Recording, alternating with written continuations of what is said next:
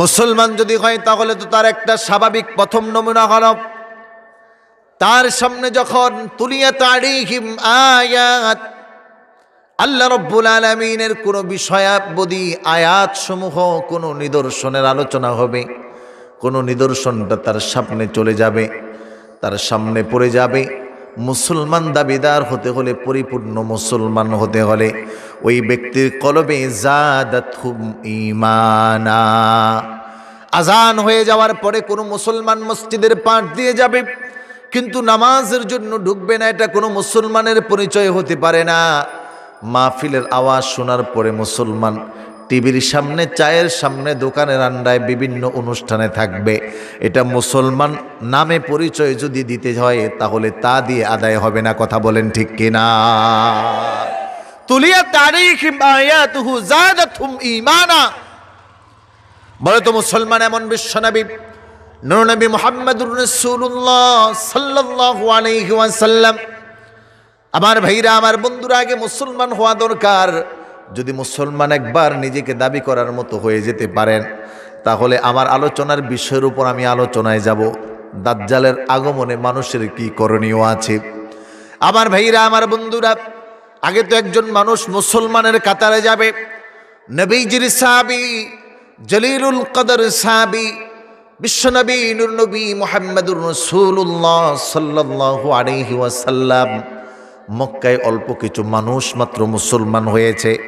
মুসলমান হওয়ার আগে তাদের আচরণ ছিল গোত্রের নেতার জন্য আরেক ভাইকে আক্রমণ করে কতল করে দেওয়া, দলের জন্য আরেকজনের রক্ত প্রবাহিত করে দেওয়া, নিজের মন না চাইলেও নেতার আদেশ পালন করতে গিয়ে নামাজ, রোজা, হজ, যাকাত, আল্লাহ তাআলাকে ভুলে থাকা। এটা ছিল ইসলাম আসার আগে।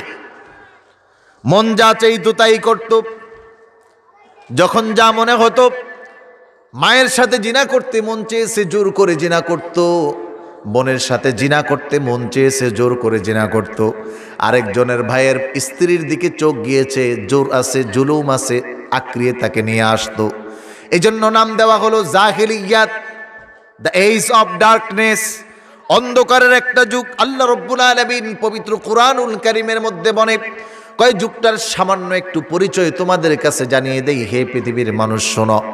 ওয়াইযা বুশিরা আহাদুহুম বিল উনসা যাল্লা ওয়াজহুহু মুসওয়াদ্দান ওয়া হুয়া কাযীম ইয়াতাওয়ারা মিনাল কওমি মিন সুই মা বুশিরা বিহি আয়ুমসিকুহু আলা হুনিন আম ইয়াদুসসুহু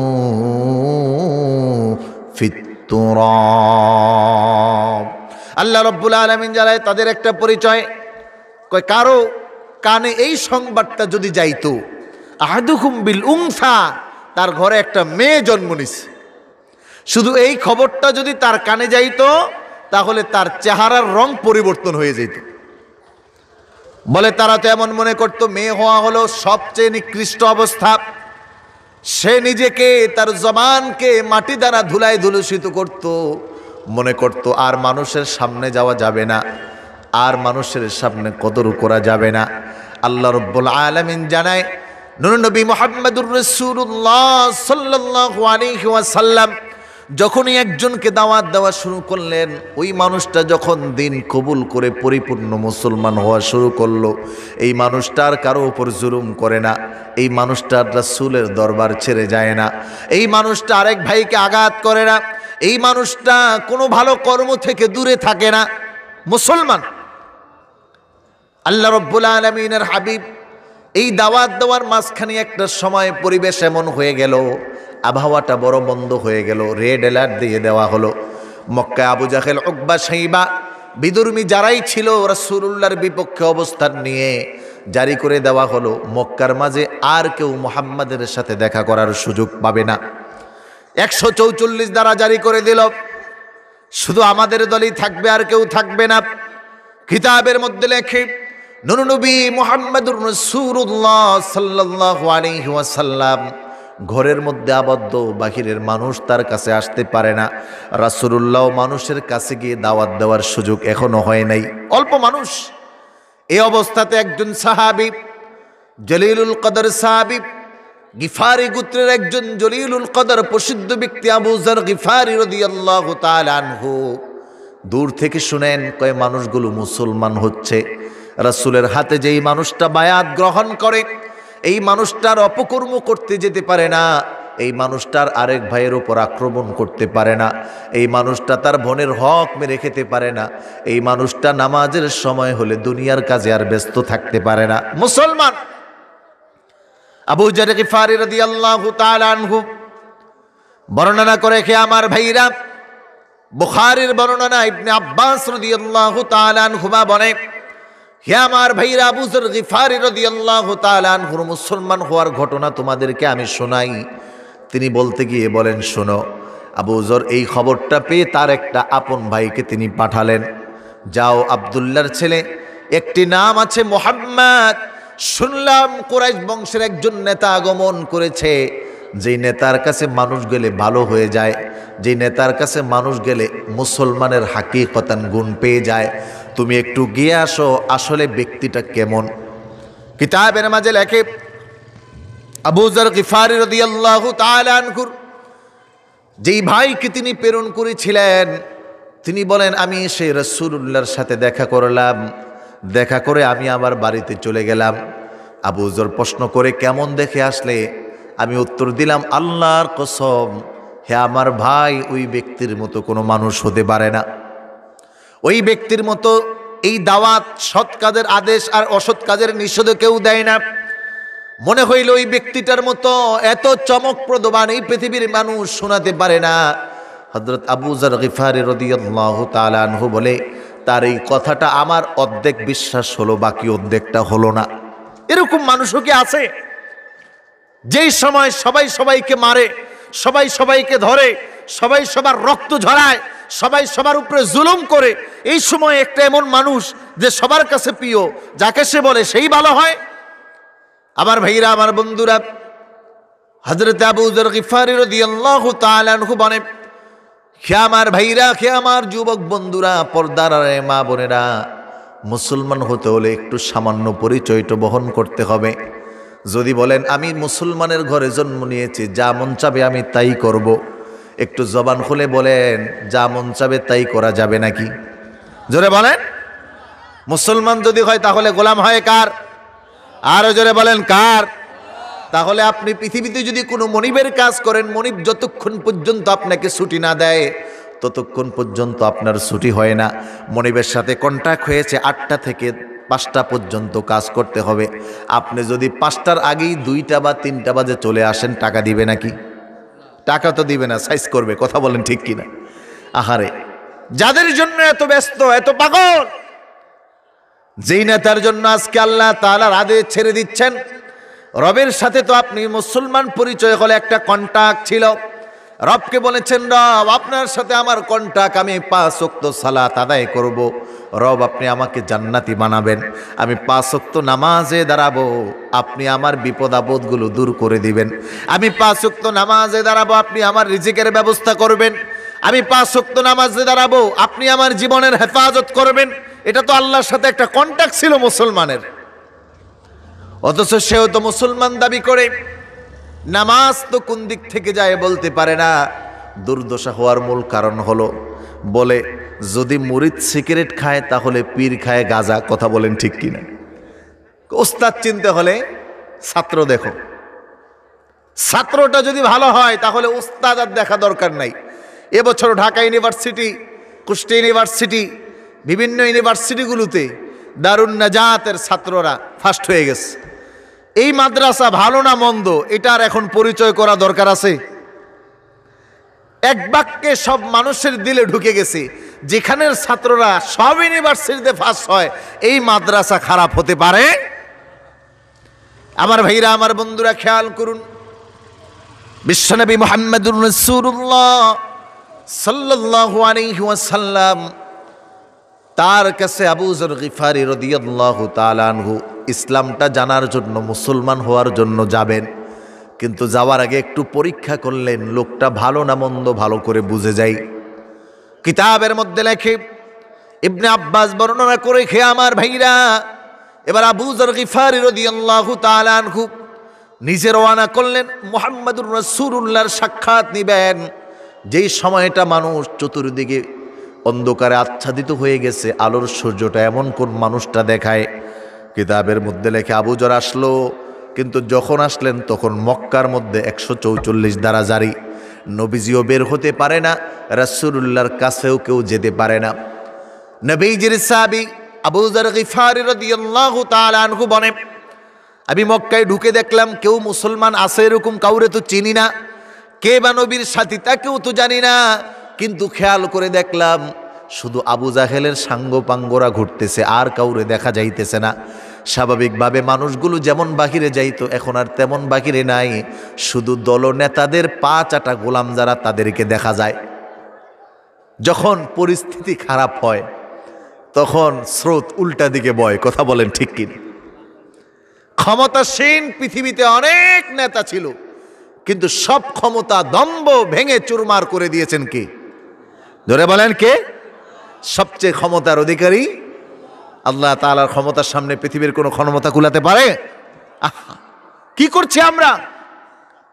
সেই ক্ষমতাধরের কাজ বাদ দিয়ে দুনিয়ার ক্ষমতাধরদের পিছনে দৌড়াইতেছি, যাদের কোনো অস্তিত্ব নাই, যাদের কোনো স্থায়িত্ব নাই, যাদের নিজেদের কোনো খবর নাই। গাজীপুরের মেয়র জাহাঙ্গীর সাহেব কত দাপট তার ছিল, গাজীপুরের 8টা এমপিও তার কথার বাহিরে যেতে পারত। আছে ক্ষমতা? আল্লাহু আকবার। আজকে আমরা বেহুশ, মানুষ বেহুশ হয়ে গেছে, কি করে? আমার ভাইরা, আমার বন্ধুরা, আবু যর গিফারী বলেন, আমি মক্কায় প্রবেশ করলাম, প্রবেশ করে দেখলাম বিরোধী দলের সব মানুষগুলো আছে, কিন্তু রাসূলুল্লাহর দলে কেউ নাই। আবার যারা আছে তাদেরকেও আমি খুব ভালো চিনি তেমনটা নয়। আমি বুঝতে পারলাম মক্কার পরিবেশটা ভালো না, আবহাওয়া খারাপ, এখন কিছু বলা যাবে না। আমি মসজিদে ঢুকলাম, হেরামের ভিতরে নামাজ পড়ে আমি সেখানে অবস্থান করতে শুরু করে দিলাম। নবীজির একজন বড় গোয়েন্দা সংস্থার প্রধান, হেড অফ গোয়েন্দা যিনি ছিলেন, নাম হলো হযরত আলী রাদিয়াল্লাহু তাআলা আনহু। আল্লাহু আকবার বলেন। নবীজির গোয়েন্দা সংস্থা ছিল, আল্লাহু আকবার বলবেন না? এই গোয়েন্দা সংস্থার প্রধান ছিলেন আলী। কেন? বলে যুবক বয়সে আলী রাসূলুল্লাহর হাতে ইসলাম কবুল করেছে, আর যুবককালীন সময়ে মেধা ভালো থাকে, রাসূলুল্লাহর যত কৌশল, রাসূলুল্লাহর যত জ্ঞান। এই জন্য নবীজি বলেন, আনা মাদিনাতুল ইলমি ওয়া আলিকুন বাবুহা। যদি পৃথিবীর কোনো ব্যক্তি তাকে জ্ঞানী দাবি করতে হয় তাহলে সে আলীর কাছে যেতে হবে। সুবহানাল্লাহ বলে। আমি তো শহর, এলেমের শহর, আমার এলেম যদি পেতে হয় তাহলে আলীকে হয়ে আসো। এজন্য আমরা যারা আহলে সুন্নাত ওয়াল জামাত, বিশেষ করে বাংলাদেশে হক্কানি পীর মাশায়েখ যারা, তারা আহলে সুন্নাহ ওয়াল জামাতের আকীদায় আহলে বায়াতকে মোহাব্বত করে কি করে না? জোরে বলেন, করে কি করে না? দাজ্জালের আবির্ভাবে ওই দল নিষ্কৃতি পেয়ে যাবে, ওই দল মুক্ত হয়ে যাবে, ওই দলকে আল্লাহ হেফাজত করবে যেই দল আহলে বায়াতের মোহাব্বত দিয়ে তাদের হৃদয়কে পরিপূর্ণ করবে। বলুন সুবহানাল্লাহ। এই জন্য আহলে বায়াতের বিরুদ্ধে যদি কেউ বলে আমাদের কষ্ট লাগে, লাগে না? জোরে বলেন, লাগে না? আমাদের দেশে অনেকরা আমিরে মুআবিয়াকে গালি দেয়, হযরত আলীকে গালি দেয়, হাসান হুসাইনের ব্যাপারে কথা বলে, ইয়াজিদকে স্বর্গে উঠায়। জোরে বলেন নাউজুবিল্লাহ। ইয়াজিদরে কি বলে?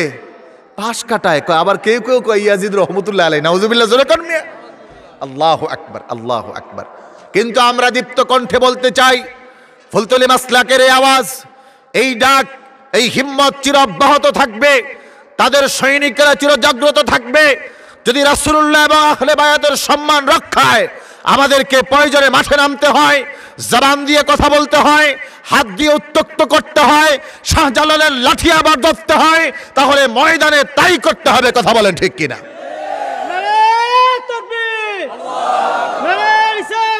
আমার ভাইরা মনে রাখতে হবে, কোন রেজা খানিরা, কোন আহলে সুন্নাত ওয়াল জামাতের বাহিরের লোকেরা, নামদারি ভণ্ড সুন্নিরা যেন আমাদেরকে কুরুষিত না করতে পারে, এই সজাগ দৃষ্টি আমাদেরকে রাখতে হবে। কথা বলেন ঠিক কিনা? আল্লামা সাহেব কেবলা ফুলতলি রহমতুল্লাহি আলাইহি বুকের তাজা রক্ত জমিনে ফেলেছিলেন রাসূলুল্লাহর ইজ্জত আর আহলে বায়াতের ইজ্জতকে রক্ষা করতেই। কথা বলেন ঠিক কিনা? এজন্য তারা মনে করে মাঝে মাঝে আমরা ঘুমিয়ে যাই, আমাদেরকে গালি দেয়, আবার কেউ কেউ তো আমাদেরকে জাহান্নামে পাঠায় দেয়। আল্লাহ আমাদেরকে বাঁচাক, বলেন আমিন। আমরা তাদেরকে গালিও দেই না, বলি আমরা আপনার ভাই, আপনি আমাদের ভাই। বুঝার আগেন, বুঝেন, আগে তো জানতে হবে বিষয়টা কি। হযরত আলীকে রাসূলুল্লাহ সম্মান দিলেন, রেসপেক্ট দিলেন, বলে দিলেন জ্ঞানী হও, আলীকে নেও, না নিলে চলবে না।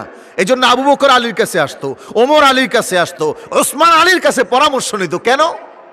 তারা তো বড়ই ছিলেন, তারা তো বড়ই আছেন, কিন্তু পরামর্শ নিতেন কেন? রাসূলুল্লাহ বলেছেন জ্ঞানের স্বর্গে যেতে হলে আলীর সাথে বন্ধুত্ব করো। সুবহানাল্লাহ বলে।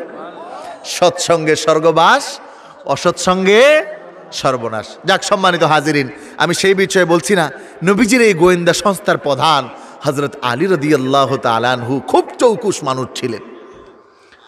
হযরত আলী রাদিয়াল্লাহু তাআলা আনহু খেয়াল করলেন মক্কার এই বই পরিবেশে রাসূলুল্লাহ সাল্লাল্লাহু আলাইহি ওয়াসাল্লাম আলীকে বললেন, আলী রে, সমাজটা বড় কঠিন সময়ে যাচ্ছে, হালটা বড় উল্টা দিকে চলতেছে, 144 ধারা চলতেছে, মক্কার পরিবেশ ভালো না, কেউ আমার কাছে আসতেও পারে না, আমিও তো যেতে পারি না।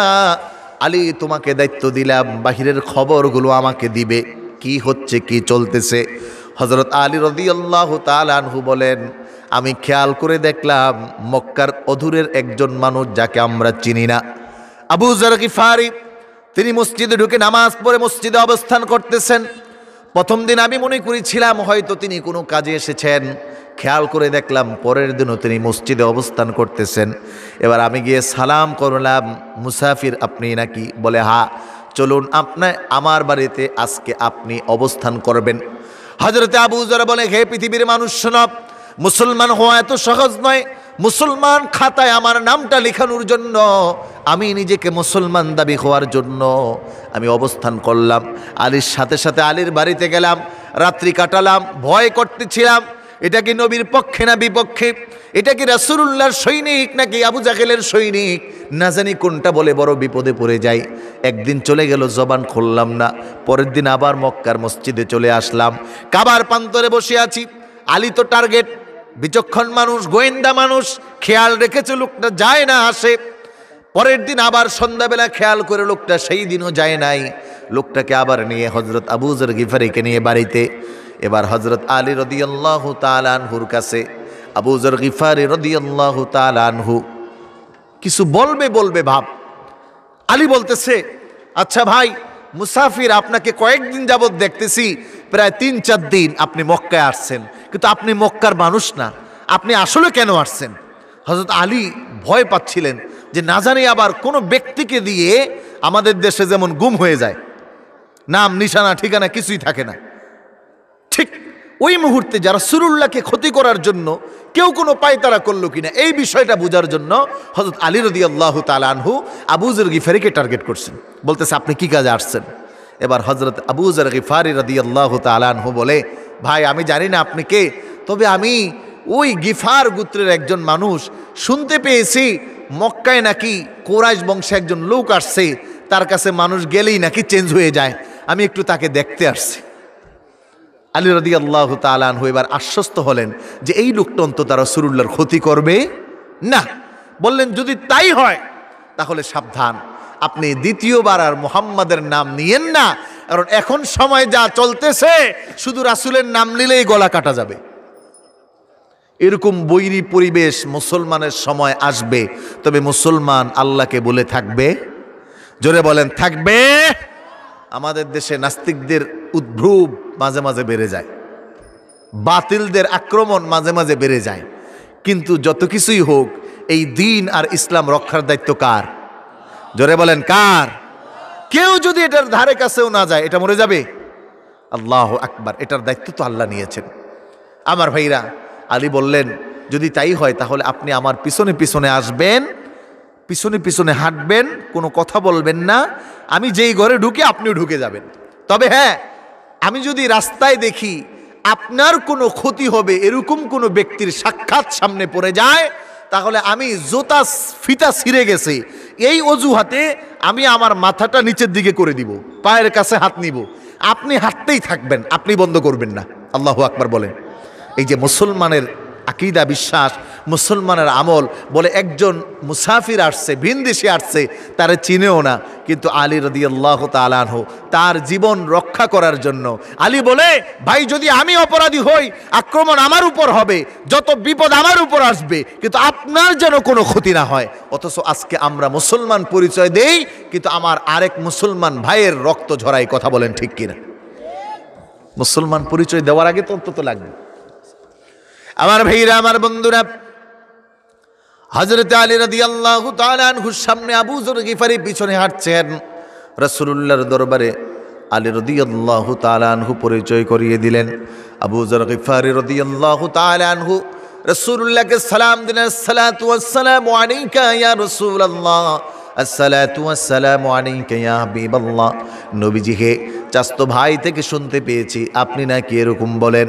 যদি সত্যি আপনি এরকম বলেন, তাহলে আমিও আপনার হাতে হাত রেখে ইসলাম গ্রহণ করতে চাই।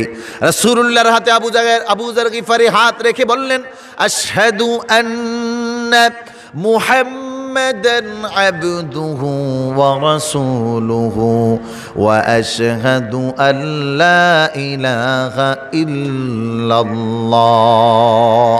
ইসলাম কবুল করলেন। রাসূলুল্লাহ বললেন, আবু যর সাবধান, সময়টা ভালো না, বাহিরে কিন্তু বলো না যে তুমি আমার হাতে হাত রেখে কবুল করেছো ইসলাম। দেখেন, আবু যর নতুন মুসলমান হইলেন, মুসলমানের খাতায় নাম লেখাইলেন, ভিতরে মাত্র ইসলামের কালিমা ঢুকলো, আবু যর বের হয়ে গেছে। নবীজি যখন আবু যরকে বললেন, আবু যর মক্কার পরিবেশ বড় বৈরী, মুসলমানের পক্ষে নয় বিপক্ষে কাজ হচ্ছে, সাবধান, যদি পরিচয় দাও মুসলমান হয়তো তোমার গর্দানটা কাটা যাবে, যদি পরিচয় দাও আমি মুহাম্মাদুর রাসূলুল্লাহর হাতে বায়াত নিয়েছ, হয়তো তোমার জীবনটা নিঃশেষ হয়ে যাবে।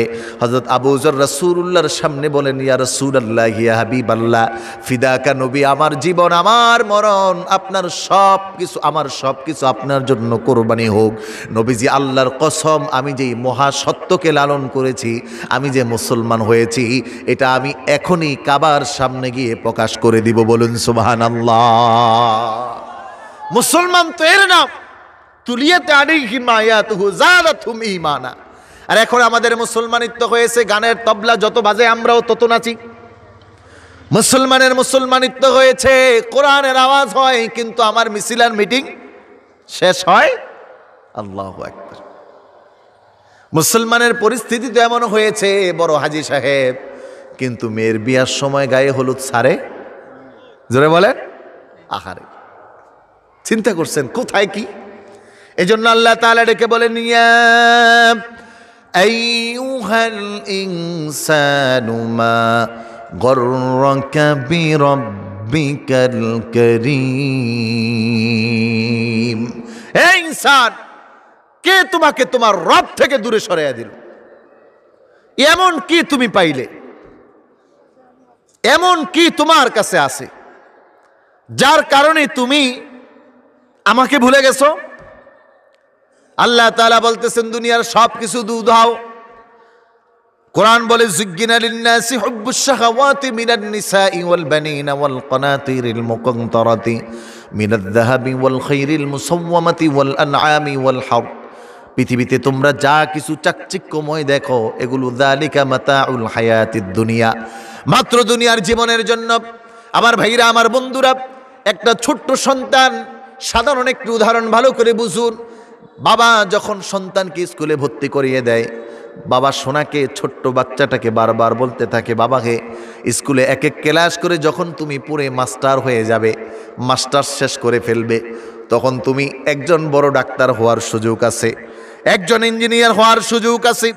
যদি ডাক্তার হও তাহলে তোমার এই পদবি হবে, যদি ইঞ্জিনিয়ার হও তাহলে তোমার এই পদবি হবে। তার মানে সর্বশেষ ফলাফল আগে জানিয়ে দিস। এই আশায়, এই চিন্তায় ওই ছোট্ট সন্তানটা ভালো করে পড়াশোনা করে। আল্লাহ রব্বুল আলামিন আমাদের সর্বশেষ জানায়, যালিকা মাতাউল হায়াতিদ দুনিয়া। হে মানুষ, হে মনুষ্য জাতি, বিশেষ করে হে মুসলমান, তুমি যার পিছনে পড়ে আমাকে ভুলে গেছো, হয়তো বাড়ি করতে গিয়ে ভুলে গেছো, দল করতে গিয়ে ভুলে গেছো, নিজেকে প্রতিষ্ঠিত করতে গিয়ে ভুলে গেছো, ব্যবসা করতে গিয়ে ভুলে গেছো, স্ত্রীর মহাব্বতে ভুলে গেছো, সন্তানের মহাব্বতে ভুলে গেছো। এই সব কিছু হলো জিরো, ফলাফল জানিয়ে দিল, দুনিয়ায় যা কিছুর জন্য তুমি আমার থেকে দূরে থাকো, মানে মুসলমান হতে পারো না, এই সব কিছু হলো লা শাইআ ফি, এখানে কিছু নাই। কি বলেন, পৃথিবীতে এমন কোন বাড়িওয়ালা আছে যে বাড়ি নিয়ে কবরে গেছে? আছে নাকি? কোটিপতি এমন আছে যে তার কোটি টাকা নিয়ে কবরে গেছে? বরঞ্চ পৃথিবীর বড় বড় ধনী মানুষগুলো, আলেকজান্ডার এত বড় ধনী, এত বড়, এত শক্তিশালী, তিনি মরার পরে বলছেন আমার হাত দুটো দুই পাড় থেকে বের করে দিবে, যেন মানুষ দেখে এইটা বুঝে যে আমি আলেকজান্ডার বিনা হাতে হাত খালি করে কবরে যাচ্ছি। আমরা আমাদের জায়গা থেকে অনেক দূরে সরে গেছি। আমার কথাটা আপনারা রাগ করতেছেন? কথাটা কি বুঝতেছেন? কিতাব আমার কথা বুঝা যায়নি বা? কে কে ঘুমাইতেছেন হাত জাগান তো ইনশাআল্লাহ। তালে আছেন না বেতালে আছে? এখন তো ওয়াজে হুজুররা যাই কয় হেডার মধ্যেই খালি নাচেন। এক মাহফিলে আমি বলতেছি এখন রাত্র 10টা বাজে না, দিন 3টা বাজে, ঠিক কি না? এই কথা যখন বলছি সবাই কয় ঠিক। কথা কি বুঝছেন আমার? হুজুর যা কয় সব ঠিক হয় তা বিষয়টা না, কারণ দেশে তো হুজুরের অভাব নাই। এর মতো কথা কয় পানি গড়গড়াইয়া পরে আরো কি না কয়, এগুলা কি সব হাসা কথা? আল্লাহু আকবার। এজন্য সচেতন হবেন। কে কে আমরা জাগনা আছি হাত তুলি একটু। এই জাগনা নাই কেটা দেখেন, ডাইনে তাকান বামে তাকান, দেখেন কেউ উঠায় নাই, একটু লাড়াচাড়া দেন। নারে তাকবীর, হাত নামান। আর অল্প কিছু সময় চলবে না ইনশাআল্লাহ, প্রধান বক্তা তো চলে আসবে, আমি আমার মূল আলোচনায় যাব। এর আগে একটু জিকির করুন লা ইলাহা। চা কি রাখছো না? স্টেজে চা আছে, অল্প একটু দেন। ইল্লাল্লাহ লা ইলাহা মাশাআল্লাহ লা ইলাহা। ভাই বহু দূরে মদিনা আমরা কেমনে যাব জানি না। মদিনা যেতে মন চায়নি? যারা বলেন চাইনি, আমার কিছু দরকার নাই, শুধু মদিনা আমাকে নেক। কথা বলেন ঠিক কিনা? আমি পাপী, আমাকে মদিনা রাসূলুল্লাহর কদমে নেক। গিয়ে রাসূলকে বলবো রাসূল পাপী, অনেক অপরাধ করেছি, এটা আপনার কদমে এসে আপনার গোলামি করতেছে, এটা বলা যাবে না ইনশাআল্লাহ? কোনো কারো ডক্টর, শায়েক, পিএইচডি, এই সেই নতুন আবির্ভাব, এই মক্কা মদিনা আজহারি, এই সেই এগো কথা শোনা দরকার নেই। রাসূলুল্লাহর কদমে আমি যেতে পারবো, এর চেয়ে সৌভাগ্য আর কি হতে পারে? হ্যাঁ, সাহাবায়ে কেরাম রাসূলুল্লাহ সাল্লাল্লাহু আলাইহি ওয়াসাল্লামের থুতুগুলো গায়ে মাখতেন, নবীজির একটা চুলকে নিয়ে তারা আলিঙ্গন করে থাকতেন, এটাকে নিজেরা ধন্য মনে করতেন। আর আমাদের দেশে এখন ফতুয়া শুরু হয়ে গেছে মক্কা মদিনা জিয়ারত করা দরকার নেই। কোন জায়গায় আছি? কথা কি বুঝতেছেন? আল্লাহু আকবার, আল্লাহু আকবার। ওই হাদিস যে ঈমান এত কঠিন হবে, হাতে আগুন রাখা সহজ, কিন্তু ঈমান রাখাটা কঠিন হয়ে যাবে। দেখবেন যত দিন যাবে নতুন নতুন কথা শুনবেন, আর সবাই আধুনিকতার নামে নতুন ইসলাম নিবে। এই নতুন ইসলামের মধ্যেই সব ভেজাল ঢুকাইন না। রাসূলুল্লাহর জিয়ারত দরকার আছে না? জোরে বলেন আছে না? আহারে নবীজি বলে আমাকে মরণের পরে, নবীজির ইন্তেকালের পরে যদি কেউ জিয়ারতে যায়, তাহলে আমি জীবিত থাকা অবস্থায় আমার জিয়ারত করলে যেই ফায়দাটা সেটা সে পাইত। নবীজি বলেন যে জিয়ারত করতে যায় তার জন্য পরকালে কিয়ামতে শাফায়েত করা আমার জন্য ওয়াজিব হয়ে যায়। এজন্য মদিনা যাওয়ার আকাঙ্ক্ষা হৃদয়ে রাখতে হবে। ভাই বহু দূরে মদিনা, সবাই বলেন বহু দূরে মদিনা আমরা কেমনে যাব জানি না। দয়াল আল্লাহ দয়া কর, দয়াল আল্লাহ দয়া কর, নসিব কর মদিনা লা ইলাহা লা ইলাহা লা ইলাহা লা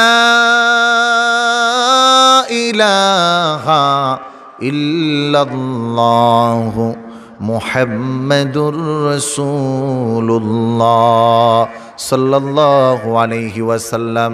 আলহামদুলিল্লাহ। তাহলে মুসলমান হতে হবে, ওই হাদিসটা ওখানে থাকুক, আমরা একটু আলোচনা করব আজকে সূরা কাহাফ থেকে।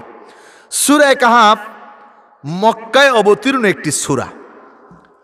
শুরুতেই বলতেছি, কোরআনে দুই ধরনের সূরা আছে, একটা হলো মাক্কা আর একটা হলো মদিনা। সহজতর যেটা মক্কায় নাজিল হয়েছে ওইটা মাক্কি, যেটা মদিনায় নাজিল হয়েছে ওইটা মাদানী। এই দুইটা ধরন। তবে মক্কায় যেই সূরাগুলো নাজিল হয়েছে এই সূরায় রাসূলুল্লাহর দ্বীনকে প্রতিষ্ঠিত করতে, বাতিলদের মোকাবেলা করতে যা প্রয়োজন ছিল এগুলো সব মক্কায়। আর মদিনায় যত আহকাম বিধানাবলী আছে আমভাবে এই দুইটা দুই দিকে। এজন্য মক্কায় অবতীর্ণ সূরাগুলো বেশি গুরুত্বপূর্ণ আমাদের জন্য। কারণ একজন মানুষের সুখের দিনে তো সুখ আছেই, কিন্তু দুঃখের দিনে কে তার পাশে তাকে সহযোগিতা করে, কে তার পাশে তার দাঁড়ায়, কে প্রকৃত বন্ধু এটা চিনা যায়। কথা বলেন ঠিক কিনা? বিপদের সময় আসল বন্ধুর পরিচয় পাওয়া যায়। একটা কথা আছে, দুধে মাছি, দুধে মাছি। তার মানে যখন দুধ আসে, দুধের উপরে মাছি আসতে খুব মজা পায়, কারণ দুধ তো খাইতে ভালো লাগে। কিন্তু যখন তিতা জিনিস আছে সেখানে সহজে মাছি পাওয়া যায়। এই জন্য বিপদের বন্ধুটাই বড় বন্ধু। রাসূলুল্লাহ সাল্লাল্লাহু আলাইহি ওয়াসাল্লামের মক্কা জীবনে তার বন্ধু ছিল খুব কম, এবং যারা ছিল এরা অধিকাংশই গরিব, যার কারণে দাম দুম বেলবুল খুব একটা পাইতেন না। আর ইহুদি নাসারা একটু টাকা পয়সা বেশি ছিল, ব্যবসায়ী ছিল, আবু জাহেল উকবা শাইবা নেতা ছিল, তাদের ক্ষমতা বেশি ছিল, তারা একটু পাওয়ার দেখাইতো রাসূলুল্লাহর উপর। এজন্য মক্কি সূরাগুলো যখনই আমি তেলাওয়াত করব, তখন রাসূলুল্লাহ সাল্লাল্লাহু আলাইহি ওয়াসাল্লামের দুঃখের দিনের কথা হৃদয়ে উদ্ভব হবে। এটাও নবীজির একটা মহাব্বত। এই সূরাটা আল্লাহ রাব্বুল আলামিন মক্কায় নাজিল করার পিছনে একটা আলাদা গুরুত্ব আছে। এই সূরাতে আল্লাহ তাআলা 110টি আয়াত নাজিল করেছেন। এই সূরাটার আলাদা গুরুত্বের ব্যাপারে শানে নজুলে যেটা পাওয়া যায়, মক্কার বড় বড় পণ্ডিত, যেমন আমরা জানিছি, আমরা শুনেছি হাদিস থেকে অনেক আলেম ওলামা বর্ণনা করেছেন যে হযরত ওমরও একদিন রাসূলুল্লাহর কোরআন তেলাওয়াত শুনে মনে করতেছিল যে এত বড় কবি এত সুন্দর করে বানায়। সূরা হাক্কের মধ্যে আল্লাহ রাব্বুল আলামিন তার উত্তর দিয়েছেন যে ওমা হুয়া বিকাউলি শাইর কালিলাম মা তাদাক্কারুন। হে ওমর, তুমি যা ভাবছো যে মুহাম্মদ একজন কবি, আসলে সে কবি না, তুমি বুঝতে পারো না। মুহাম্মদ একজন গণক, আসলে সে গণক না, তুমি বুঝতে পারো না। তো আল্লাহর হাবিব সাল্লাল্লাহু আলাইহি ওয়াসাল্লামের মক্কা জীবনে তাকে হ্যায় প্রতিপন্ন করার জন্য কাফের বেদুইন মুশরিকরা যে যখন পারছে সে তখনই জ্বালাইছে।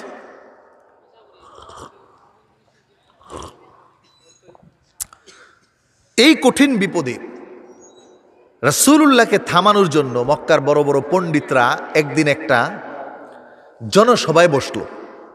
ভিআইপি লাউঞ্জ, আমাদের দেশে যারা নাস্তিক আছে এদের সব অবস্থান ভিআইপি। বসে চিন্তা করছে, মুহাম্মদ সাল্লাল্লাহু আলাইহি ওয়াসাল্লামকে তো ধর্মের দাওয়াত দেওয়া থেকে দূরে নিতে পারতেছি না। ও এমন কি বানায় বানায় বলে, এমন কি কবিতা বলে যেটা শুনলেই মানুষ পাগল হয়। এটাকে থামানোর রাস্তাটা কি? পরামর্শ করে সিদ্ধান্ত হলো এই যে আমাদের মধ্য থেকে দুইজন, তোমরা মদিনায় ইহুদিদের বড় আলেম আছে, এই ইহুদিদের বড় আলেমের মধ্যে একজন হলো যায়েদ ইবনে সানাহ, প্রসিদ্ধ একজন বড় ইহুদিদের পণ্ডিত। তার কাছেও যাবে, গিয়ে পরামর্শ নিবে যে আসলে আব্দুল্লাহর ছেলে মুহাম্মদ সাল্লাল্লাহু আলাইহি ওয়াসাল্লাম সে যে নবী দাবি করতেছে এইটা কিভাবে থামানো যায়। আমরা তো জানি সে গরিব, আমরা তো জানি তার কোনো ক্ষমতা নাই, আমরা তো জানি তার কোনো অর্থ নাই, কিন্তু সে তো নবী দাবি করতেছে এবং যা দিতেছে মানুষ তাই খাইতেছে। পরামর্শ করে দুইজনে মদিনায় গেলেন। মদিনায় গিয়ে জোট হলো ইহুদিদের বড় বড় আলেম যারা আছে তাদের সাথে কথোপকথন হলো। ইহুদিদের আলেমরা বলল, তোমাদেরকে তাকে যাচাই করার জন্য সঠিকভাবে 3টি প্রশ্ন বলে দিচ্ছি, যদি সে 3টি প্রশ্নের উত্তর দিতে পারে তাহলে সে যে নবী এতে কোনো সন্দেহ, জোরে বলেন সন্দেহ। আর যদি 3টি প্রশ্নের উত্তর না দিতে পারে তাহলে সে যে মিথ্যাবাদী এতেও কোনো সন্দেহ। আমার ভাইরা, আমার বন্ধুরা, নবী মুহাম্মদুর রাসূলুল্লাহ সাল্লাল্লাহু আলাইহি ওয়াসাল্লামকে পরাজিত করার জন্য মক্কা থেকে যেই লিডার 2 জন মদিনায় গেলেন, আলেমদের পরামর্শ নিয়ে 3টি প্রশ্ন নিয়ে মক্কার নেতাদের সাথে আবার এসে হাজিরা দিলেন। পরামর্শ কর্মে তাদেরকে প্রেরণ করা হলো, তোমরা যাও। রাসূলুল্লাহ সাল্লাল্লাহু আলাইহি ওয়াসাল্লামের কাছে ওই 2 জন ব্যক্তি গিয়ে তাকে বলল, হে মুহাম্মদ, যদি তুমি সত্যিই নবী হও আমাদেরকে তাহলে এই 3টা প্রশ্নের উত্তর জানাবে। এরকম ঘটনা হাজার পাওয়া যায়। একদিন আবু জাহেল আর উকবা রাসূলুল্লাহ সাল্লাল্লাহু আলাইহি ওয়াসাল্লাম জ্যোৎস্না রজনীতে নবীজি আমার আকাশের দিকে তাকিয়ে আছেন। আবু জাহেল আর উকবার সাথে সাক্ষাৎ। 2 জনে মিলে বলল, ভাতিজা, তুমি তো বলো তোমার রব নাকি একজন, তোমার ক্ষমতা নাকি অনেক। যদি তুমি ওই আকাশের চাঁদটিকে দুখণ্ডিত করে দিতে পারো তাহলে আমরা মনে করব তুমি সত্যি একজন রাসূল আর নবী। নবীজি আমার ডেকে বললেন, কে আমার চাচাজিরা, যদি আমি তা করতে পারি তাহলে আপনারা কি মুসলমান হবেন কিনা? আবু জাহেল ধোঁকাবাজ, শয়তান। এই সমাজে কিছু আবু জাহেল মার্কা মানুষ আছে না নাই? জোরে বলেন, আছে না নাই? ধোঁকাবাজ শয়তান আছে না নাই? বিশেষ করে ইলেকশনের সময় ভালো দেখা যায় নাকি? ইলেকশনের আগে এই দিব সেই দিব, এটা করব সেটা করব, পরে কিছু করে না, খালি নিজে খায়। খায় তো খায়, তেল নিয়ে খাড়ের নিচে ঢুকায়, ঢুকায় চাল নিয়ে পুষ্কুনিতে ফালায়। কথা বলেন। আপনাদের এলাকায় মনে হয় ইলেকশন সামনে নাকি? কয় তারিখ? 28 তারিখ। আল্লাহ, এলাকার সব নেতারা অনেক ভালো, আমি এই দোয়াই করি তারা যেন চুরি চামারি না করে। কথা কোন ঠিক কিনা? যেটা ভালো আল্লাহ তাআলা ওটাকে পাশ করায় দেখ, বলুন আমিন। আমার ভাইরা, আমার বন্ধুরা, রাসূলুল্লাহ সাল্লাল্লাহু আলাইহি ওয়াসাল্লাম আকাশের চাঁদটিকে দুখণ্ডিত করলেন। নবীজি জমিনে দাঁড়িয়ে শুধুমাত্র আঙ্গুল দিয়ে ইশারা করলেন, আকাশের চাঁদ দুটো আলাদা হয়ে গেল। হযরতে রাসূলুল্লাহ সাল্লাল্লাহু আলাইহি ওয়াসাল্লাম এই কাজ করে চাচাদেরকে বললেন, চাচার উপরে তাকান। তাকিয়ে দেখে আকাশের চাঁদ দুটো আলাদা 2 জায়গায় রয়েছে, 2টি ভাগ হয়ে গেছে। আবু জাহেল, আরে মুহাম্মদ, তোমার জাদুর পাওয়ার এত বেশি, জমিনে থেকে আকাশে কাজ করো। আমাদের দেশের এখন কিছু আলে হাদিস নামের খবিজ ভাইরা বাইর হইছে। এই ভাইরা আল্লাহওয়ালাদের কেরামত শুনলে ঠিক আবু জাহেল মার্কা কথাটাই কয়। কথা কোন ঠিক কিনা? আবু জাহেল মার্কা কথা বুঝছেন? কয়, মুহাম্মদ, পাওয়ার তো ভালোই দেখাইতেছ, জমিনে থাইকে আকাশেও জাদু টোনা চালাও। যখন আল্লাহওয়ালাদের হাকিকতান কেরামত শুনে ওরা কয়, দূরও এত মিথ্যা কথা আর আছে, বিশ্বাস করে না। আল্লাহ তাদেরকে হেদায়েত দেখ, বলুন আমিন। এই 3 প্রশ্ন রাসূলুল্লাহকে করলেন। নবীজি বলেন, ওকে, ওয়েলকাম। কি কি প্রশ্ন আছে তোমাদের বলো? নাম্বার 1 প্রশ্ন, তুমি ওই ব্যক্তিদের ব্যাপারে বলবা যেই ব্যক্তিরা তাদের ঘর থেকে বের হয়ে গেছিল, নির্দিষ্ট একটা গুহায় অবস্থান করেছিল, দীর্ঘদিন পর্যন্ত করেছে। 1 নম্বর প্রশ্ন। 2 নম্বর প্রশ্ন, জুলকারনাইন যে এমন কোন ব্যক্তি আছে যে সমস্ত পূর্ব, পশ্চিম, উত্তর, দক্ষিণ সব তিনি ঘুরেছেন, এই ব্যক্তির ব্যাপারে তুমি আমাদেরকে জানাবা। 3 নম্বর প্রশ্ন, কিয়ামতের ব্যাপারে, রূহের ব্যাপারে, যে রূহ জিনিসটা কি। এই 3টা প্রশ্নের উত্তর যদি তুমি আমাদেরকে দাও তাহলে আমরা মানব যে হ্যাঁ তুমি নবী। কিন্তু শয়তানের শয়তানি কখনো, আপনাদের এলাকায় কুকুর আছে? জোরে বলেন, কুকুর আছে? কুকুরের লেজ সোজা করে দেখছেন কোনোদিন? কিয়ামত পর্যন্ত যদি এটা চুঙ্গায় ঢুকিয়ে রাখা হয়, চুঙ্গা খুললে কুকুরের লেজ, জোরে বলেন, আবার যেই সেই। এজন্য লোহাকে যখন বাড়ি দেয় ও বলে আমি যেই সেই। বাইরে আবার যাই করো, হয়তো পাতলা করতে পারবে, নাইলে গলাইতে পারবে, কিন্তু লোহা থেকে পরিবর্তন হবে। এজন্য খতামাল্লাহু আলা কুলুবিহিম ওয়া আলা সামঈহিম ওয়া আলা আবসারিহিম গিশাওয়া। কতগুলো ইয়াজিদ মার্কা আছে, কতগুলো আবু জাহেল মার্কা আছে, এদের কলবে আল্লাহ মোহর মেরে দিচ্ছেন। কিয়ামত পর্যন্ত যদি বুঝান তারপরও এটা ঠিক হবে। আমার ভাইরা, নবীজিকে প্রশ্ন করলেন। নবীজি বলেন, আচ্ছা ঠিক আছে, তোমরা কালকে আইসো, তোমাদের এই প্রশ্নের উত্তর দিব। রাসূলুল্লাহ সাল্লাল্লাহু আলাইহি ওয়াসাল্লাম দেখেন, মুসলমান নবীজি ইনশাআল্লাহ শব্দটা বলতে ভুলে গেছেন। ইনশাআল্লাহ রাসূলুল্লাহ ভুলে গেছে, এটা তার জন্য বড় অপরাধ নয়। একজন নবীর সমসাময়িক যুগে সবচেয়ে বেশি জ্ঞানী সে থাকে, কিন্তু আল্লাহ রাব্বুল আলামিন মুসলমান হাকিকতানের ক্ষেত্রে রাসূলুল্লাহর এই শব্দটাকেও আল্লাহ অপছন্দ করলেন যে না নবী, আপনি ইনশাআল্লাহ বলছেন, এটা আমার কাছে আপনার সম্মান তো অনেক অনেক, আপনি তো বেশি বলবেন, কিন্তু যেহেতু আপনার নুকসানি তথা ভুলে হয়ে গেছে, আমি তো সব ক্ষমা করে দিলাম, কিন্তু এই এতটুকু কথা না বলার কারণে 15 দিন নবীজির কাছে ওহী আসে না। এবার কাফেররা তো সুযোগ পাইছে, এমনি নাসুন্না বুড়ি আরো পাইছে ঢোলের বাড়ি। কিসের বাড়ি? নাসুন্না বুড়ি যদি ঢোলের বাড়ি পায় তাহলে কি সে থামে? কারণ ইহুদি নাসারা বেদুইন মক্কার যারা আছে এরা তো খালি চাইতেছে কিভাবে মুহাম্মদ সাল্লাল্লাহু আলাইহি ওয়াসাল্লাম তাকে দমানো যায়। এখন যখন পরের দিন আসতে বলছে, আসছে আর রাসূলুল্লাহ সাল্লাল্লাহু আলাইহি ওয়াসাল্লাম তো ওহী ছাড়া কোনো কথা বলবেন না, নবীজির কাছে আজকে ওহী আসতে না। একদিন গেল, বলছে আচ্ছা কালকে আইসো। পরের দিন গেল, বলছে কালকে আইসো। এইভাবে 3-4 দিন যাওয়ার পরে যখন আসে না, এবার কাফেররা বলা শুরু করে দিচ্ছে, দেখছো মুহাম্মদের কেরামতি শেষ। মাঝে মাঝে আলেম ওলামারা বিপদে পড়লে অনেকে টিকটারি বলে দেখছো হুজুর গো দূর শেষ। ভালো করে বুঝেন কথা। আল্লাহওয়ালারা কখনো একটু চুপ হয়ে থাকলে দেখছো হুজুরের কেরামতি শেষ। এই কথাগুলো মুসলমানের হতে পারে না, এগুলো আবু জাহেল মার্কা কাফেরদের কথা। কথা বলেন ঠিক কিনা? আবার ভাইরা আমার বন্ধুরা, নূর নবী মুহাম্মদুর রাসূলুল্লাহ সাল্লাল্লাহু আলাইহি ওয়াসাল্লাম বড় একটু পেরেশান হয়ে গেলেন। কি অপরাধ হয়ে গেছে, কি ক্ষমা আল্লাহ তাআলার কাছে যেতে হবে।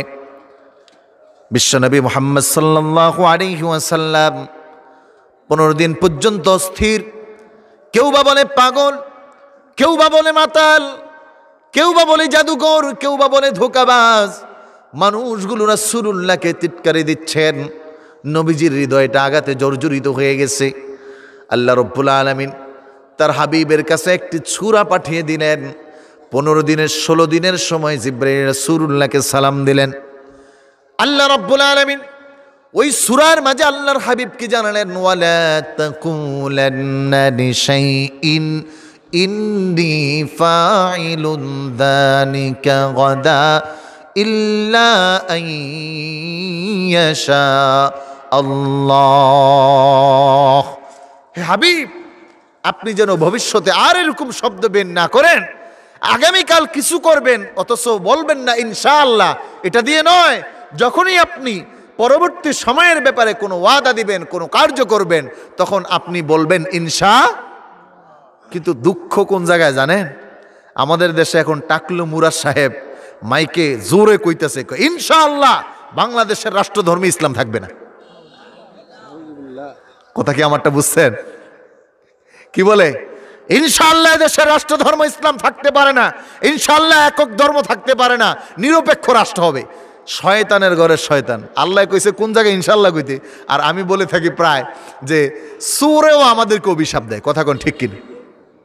এখন তো দেশে পরিস্থিতি এমন, চোর তো চুরি করে রাত্রে 12টার পরে। এখন 12টার পরে চুরি করতে যায়, দেখে ঘরের মধ্যে বাতি জ্বালানো আছে। সবাই বড় বড় চোখ করে ওই যে স্টার জলসা তাকায় রয়েছে।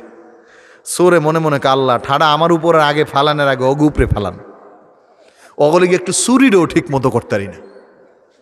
ইনশাআল্লাহ মুসলমানের এই শব্দটা সঠিক জায়গায় এই ভণ্ড নামদারি নাস্তিকদের জন্য ব্যবহার করাও কঠিন হয়ে গেছে। কথা বলেন ঠিক কিনা?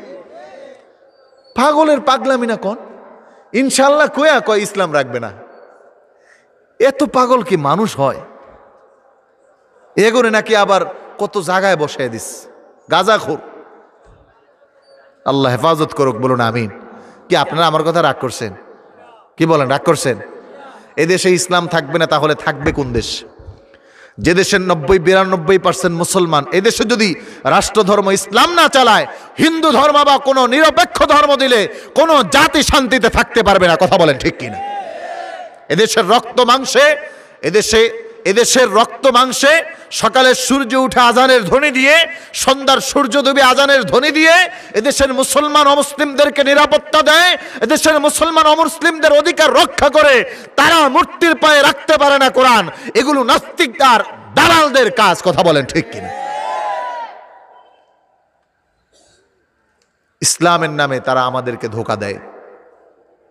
আলেম ওলামাদেরকে বেইজ্জতি করেও চেষ্টা করে কিছু করতে, কিন্তু না, এই ইসলাম তো আমার আপনার না, এটা কার? জোরে বলেন কার? আপনি চাইলেও এর কিছু করতে পারবেন না।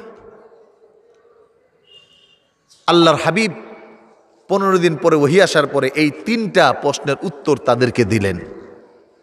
সম্মানিত হাজরিন, আমার কথা এইটা নয়। আমি এই সূরাটায় এতটুকু আলোচনা এজন্য করলাম, এই সূরাটা দাজ্জালের সময়ে সবচেয়ে অ্যান্টিবায়োটিক। রাসূলুল্লাহ সাল্লাল্লাহু আলাইহি ওয়াসাল্লাম, আমার আজকে আলোচনার একটা বড় টপিক্সের একটি বড় অধ্যায় হলো এটা, যে দাজ্জালের আগমনে মুসলমানের করণীয়। এখন আমরা তো মুসলমানের খাতায় যাইতেই খুব কষ্ট হইতেছে, কিন্তু তারপরেও আমাদের জানা দরকার, আছে না নাই? জোরে বলেন, আছে না নাই? মুসলমানের দাজ্জালের আবির্ভাবে সবচেয়ে বড় কার্যকরী করণীয় যে আমল, সেটা হলো সূরা কাহাফের 2টি বর্ণনা আসছে। একটি আসছে তিরমিজি শরীফে, আরেকটি আসছে মুসলিম শরীফে। একটা আসছে সূরা কাহাফের প্রথম 10 আয়াত। যদি কোনো মুসলমান সূরা কাহাফের প্রথম 10 আয়াত মুখস্থ করে এবং তেলাওয়াত করে, তাহলে আল্লাহর হাবিব নূর নবী মুহাম্মদুর রাসূলুল্লাহ সাল্লাল্লাহু আলাইহি ওয়াসাল্লাম বলেছেন, ওই ব্যক্তিটা দাজ্জালের সকল আক্রমণ থেকে মুক্ত থাকবে, আল্লাহ তাকে হেফাজত করবে। বলুন সুবহানাল্লাহ। এখন বলতে পারেন, হুজুর সূরা কাহাফ, সূরা ফাতিহাই তো পারি না, কাহাফ তো পরের কথা। প্রশ্ন হলো, দারুল কেরাতে পড়লে অন্তত দেইখা তো পড়তে পারতেন। কথা কোন ঠিক কিনা? আহারে, আল্লামা সাহেব কাবলা ফুলতলি রহমতুল্লাহি আলাই দারুল কেরাত কেন খুলছেন, একটু ভালো করে গবেষণা করে বের করেন না। বলে কয় দাজ্জালের আবির্ভাব আসবে, আমার সৈনিকেরা বাঁচতে হবে, তো বাঁচতে হলে ওকে কোরআন শুদ্ধ করে পাঠতে হবে, পাঠতে হলে দারুল কেরাতে 5 বছর পরে কারি আনা হতে হবে। এটা যখন হবে, তোর ওর মেডিসিন দাজ্জাল থেকেও বাঁচবে, ইমান থেকেও রক্ষা করতে পারবে, শাহজালালের মতো ইমানের নূরও কলবে ঢুকে যাবে। বলুন সুবহানাল্লাহ। আপনাদের এলাকায় আসেনি দারুল কেরাত? আসেনি ভাই? বিদ্যুতের জন্য সুযোগ আছে, একটু দয়া করে হাত জোর করে বললাম যায়েন। বলবেন, হুজুর বুড়ো হয়ে গেছে, এখন কি আর পারমু? এখন তো কাম খালি চায়ের দোকানে একটা সিগারেট টানমু আর চা খামু আর টিভি দেখবো। কি আপনাদের এলাকায় এগুলো একটা হয় না? কিতাব আমাতুন না, রাগ করছেন নি আমার কথায়? কিতা মাত বুঝরা নেই ভাই? কিতা শেষ বয়সে আপনার কাম এইটা নি যে চায়ের দোকানে বসবেন, সিগারেট টানবেন আর চা খাবেন, একটু টিভি দেখবেন, এইটা কাজ? কথা তো সত্য, কিন্তু শক্ত, কষ্ট পাইতে পারেন, কিন্তু এটাই তো বলা দরকার। অথচ আমার ভাইরা, আমার বন্ধুরা, বিশ্বনবীর জলিলুল কদর সাহাবী, তৃতীয় খলিফা হযরতে ওমর ফারুক হযরতে ওসমান ইবনে আফফান রাদিয়াল্লাহু তাআলা আনহু, নবীজির জামাতা, যাকে বলা হয় জিন্নুরাইন, নবীজির 2 জন কন্যা সন্তানকে ওসমানের সাথে রাসূলুল্লাহ বিয়ে দিয়েছেন। এত বড় একজন জলিলুল কদর আমিরুল মুমিনিন রাসূলুল্লাহ সাল্লাল্লাহু আলাইহি ওয়াসাল্লামের জামাতা হওয়ার পরেও যখন তিনি কবরের পাশ দিয়ে যেতেন, চোখের পানিগুলো ধরধর করে ছেড়ে দিতেন। হাদিসে আসতে প্রশ্ন করা হতো, হযরত ওমর বলে, এ ওসমান, ব্যাপার কি?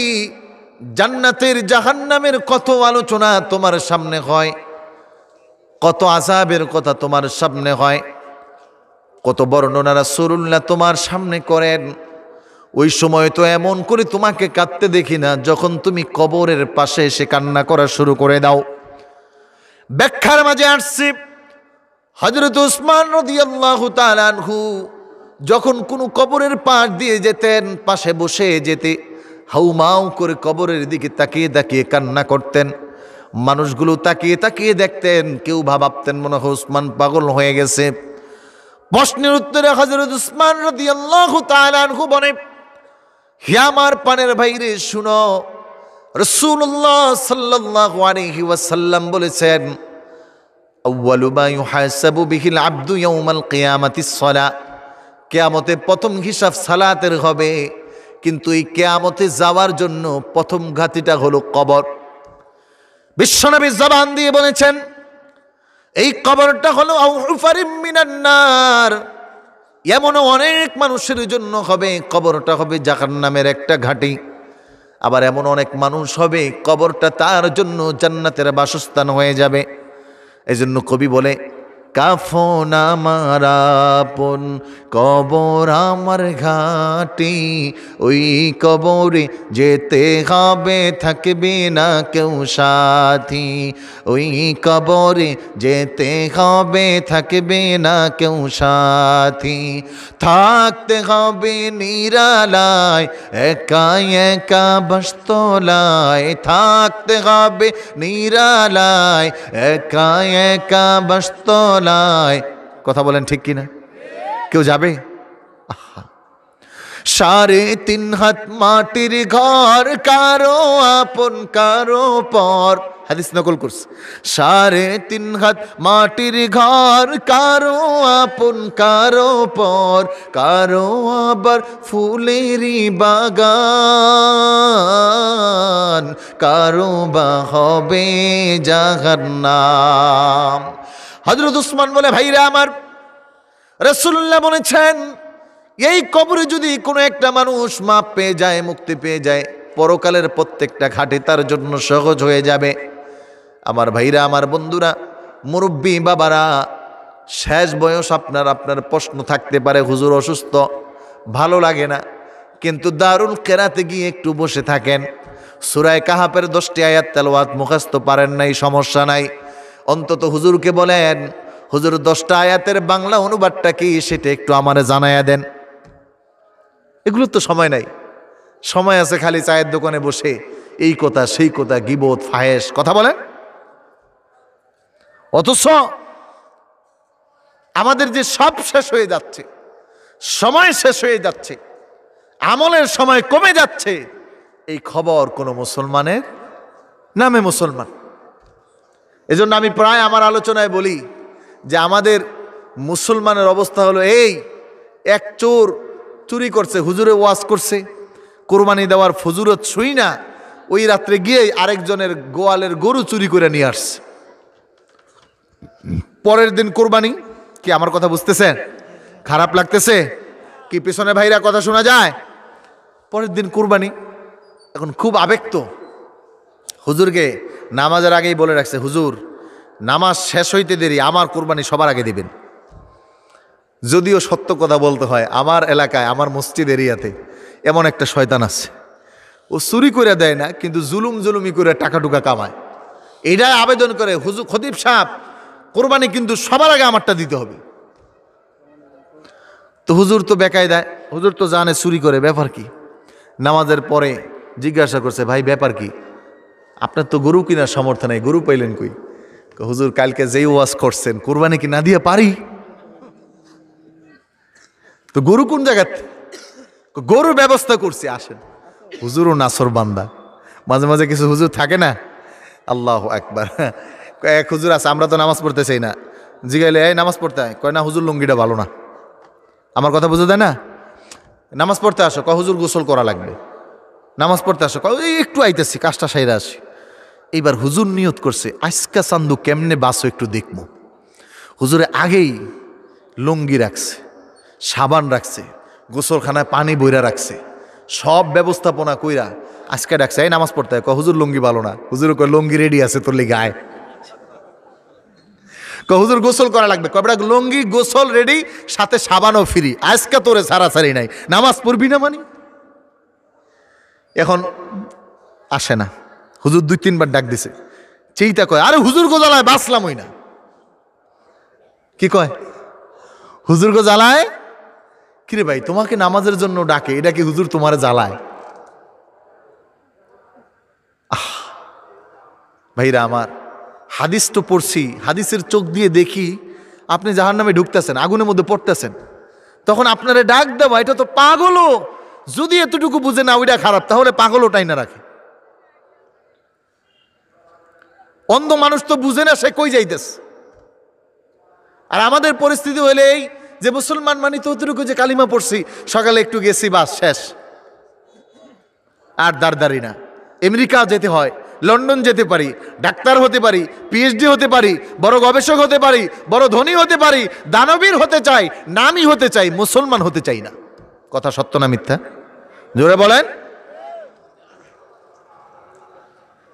আল্লাহ। তো হুজুর ঠিক আছে চলেন, কোরবানি দিছে, দেওয়ার পরে কইতেছে ভাই কোরবানি তো হয়েছে, এইবার কোন তো আসলে গরুটা পাইছেন কই? হুজুর কালকে যে ওয়াজ দিছেন, হ্যাঁ মিয়া সাহেব, এই ওয়াজ শুই নাকি আর বয়ে থাকা যায়? রাত্রি নিয়ত করে ইনশাল্লাহ গরু সিস্টেমে নিয়ে আসছে। তো হুজুর কইতেছে তো লাভ ডইল কি? কাহারে হুজুর খালি পরের বাড়ি খান, খবর রাখেন না, লাভ হয় নাই মানে? কোরবানি দিছি, এতে কালকে যে ওয়াজ করছেন এত সোয়াব পাইছি, যেহেতু কোরবানি দিছি সব তো পেয়ে গেছি। তাহলে কোরবানির সোয়াব আর চুরির গুনাহ সমান সমান। কোরবানির সোয়াব, চুরির গুনাহ, তাহলে লাভ কি? মাঝখানে গোস্ত খাইতেছি। আল্লাহু আকবার। মুসলমান দেখছেন, আমি তো প্রায় বলি নামাজের আলোচনা করলে যে নামাজি তো এখন এমন অবস্থা, এশারের নামাজ 4 রাকাত, এশারের নামাজ কয় রাকাত?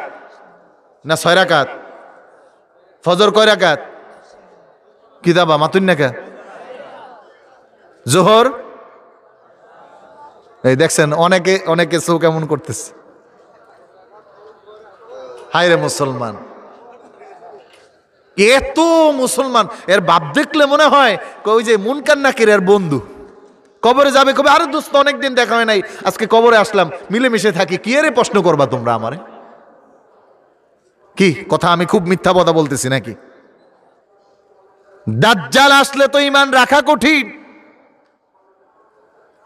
রাসূলুল্লাহ জন্য বলেন বাদিরু সিত্তাম মিনাল মাউত, খারাপ সময় আসার আগে দোয়া করো, আল্লাহ আপনি আমার নেক হায়াত থেকে যতটুকু দেওয়ার দিয়ে আমাকে তাড়াতাড়ি বিদায় করার। বড় দুঃখের সংবাদ, গত কয়েক বছরে বড় বড় অনেক ওলামায়ে কেরাম চলে গেছে।